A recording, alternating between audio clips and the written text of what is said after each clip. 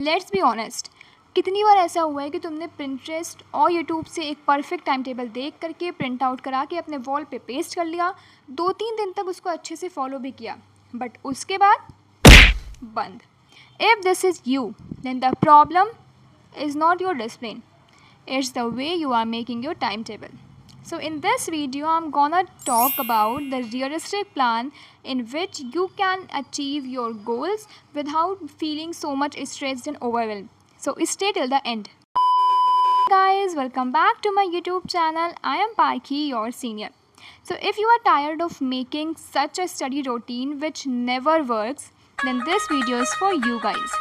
By the end of the video, you will exactly know how to make a timetable that fits your life. So stay till the end. So let's start with the biggest mistake. So mistake number 1 is copying someone else. अब हमें लगता है कि perfect routine वही होता है जो एक टॉपर कर रहा है। अगर एक टॉपर ये रूटीन फॉलो करता है तो इसका मतलब हम फॉलो करेंगे तो हम भी टॉपर बन जाएंगे। But let me clear this to you guys कि ऐसा बिल्कुल भी नहीं होता। एक परफेक्ट टाइम टेबल का मतलब ये नहीं है कि जिसको टॉपर फॉलो कर रहा है। एक परफेक्ट टाइम टेबल का मतलब ये होता है जिसको आप कंसिस्टेंटली फॉलो कर पाओ। ये नहीं कि 2-3 दिन फॉलो किया और बस ख़त्म हो गया, राइट। सो अपनी कंडीशंस के हिसाब से ही अपना टाइम टेबल बनाओ, बिकॉज अगर आप सामने वाले को देख के बनाओगे तो आपको उसका स्कूल टाइम नहीं पता, आपको उसका ट्यूशन स्केड्यूल नहीं पता, उसका एनर्जी लेवल नहीं पता, वो किस टाइप से उसका ट्रेवल करता है, उसका ट्रेवल टाइम नहीं पता। सो अपने अकॉर्डिंग टाइम टेबल बनाओ, दूसरे के अकॉर्डिंग बिल्कुल नहीं। Point number 2 is never make plans for each hour. अब हमको लगता है कि हम ऐसे प्लान करते हैं कि हम 5 से 6 बैठ के ये पढ़ेंगे, 6 से 7 ये, 7 से 8 ये, बट ये गलती मत करना, क्योंकि ज़रूरी नहीं है कि लाइफ हमेशा इसी तरीके से वर्क करे। हो सकता है जिस टाइम का आपने टारगेट बनाया हो उस टाइम आपको अचानक से कोई काम आ जाए, ठीक है, तो फिर आपको लगने लगा कि अरे यार हमने टाइम टेबल बनाया, हम अचीव ही नहीं कर पाए। सो इसलिए ऐसे टाइम टेबल्स मत बनाओ कि आप एक एक आवर और एक एक मिनट फिक्स किए हो।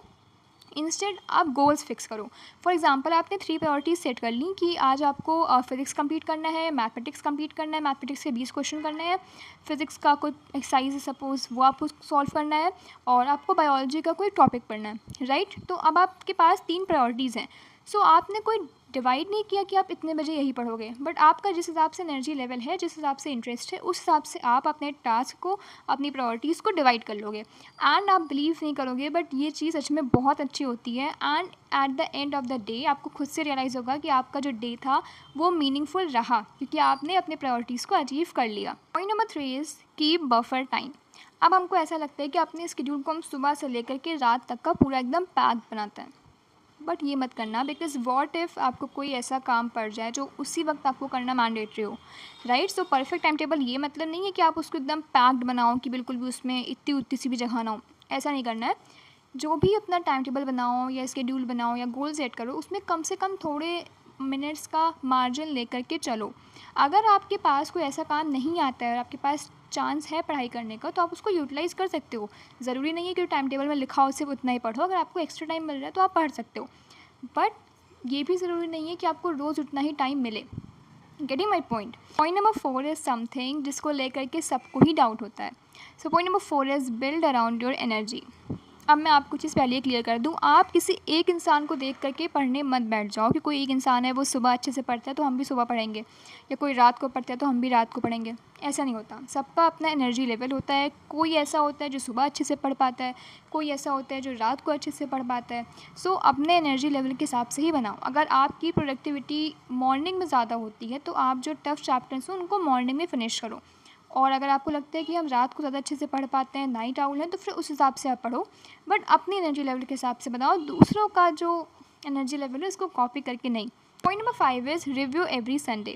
Now many students make time table in April and then expect it to fit in their lifestyles till February, but here's the catch, February में होता है विंटर एंड अप्रैल में summer. तो ज़रूरी नहीं है कि समर में अगर आपका मॉर्निंग के टाइम एनर्जी लेवल हाई है तो विंटर्स में भी हाई हो। Getting my point. और ये भी हो सकता है कि आपने स्टार्टिंग में जो टाइम टेबल बनाया हो वो स्टार्टिंग के हिसाब से ठीक हो, बट बाद की जो डिमांड है वो उसको फुलफ़िल ना कर पा रहा हो। सो इसलिए जब अपना टाइम टेबल बनाओ तो उसको आप संडे को रिव्यू करो कि अगर इस टाइम टेबल के हिसाब से मैंने 1 वीक पढ़ाई की है तो क्या मेरा टाइम टेबल मैं आगे कंटिन्यू कर सकती हूँ और क्या ये सही है। फिर आप संडे को जब आप देखोगे कि आपने कितने अच्छे से उसको अचीव किया है अपने गोल्स को, क्या आप वाकई प्रोडक्टिव थे उस टाइम में जो आपने बनाया है, तभी आप उसको आगे कंटिन्यू करो। सिर्फ उसको ब्लाइंडली फॉलो मत करो कि आपने एक दिन बना लिया फिर उसी को हम पूरे साल चलाएंगे, ये मत करना। If your time table keeps failing again and again, then stop blaming yourself and fix the system. And if you found the video helpful then kindly drop a comment, क्योंकि मैं आपके कमेंट के basis पे अपने videos बनाना prefer करती हूँ। And this is all for today, meet you guys in my next video. Till then, stay tuned, like, share and subscribe to my channel. See you guys in my next video. Bye.